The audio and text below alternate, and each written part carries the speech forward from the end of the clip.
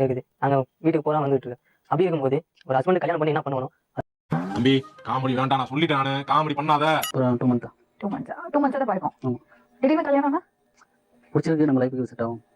நாம் யாருக்கு என்ன தீங்கு செய்தோம்?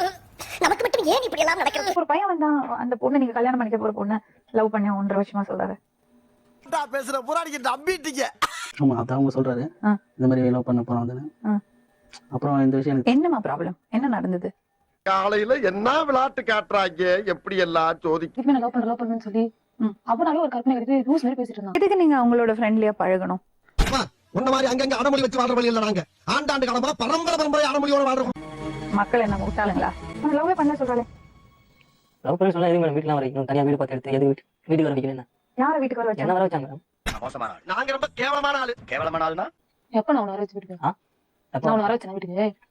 ஒரு விஷயம் இருமா, ஒரு விஷயம் பாயிண்டா கேட்க அடடா வர்றேன் பூரா மொத்தமா என்னையவே குறி வச்சு வந்தா நான் என்னடா பண்றது? பாயிண்டா பதில் சொல்லு. பாரு, சும்மா ஒருத்தர் மேல பழி வாங்கணும், அவங்களை அவமானப்படுத்தணுங்கிறதுக்காக எது வேணா பேசக்கூடாது.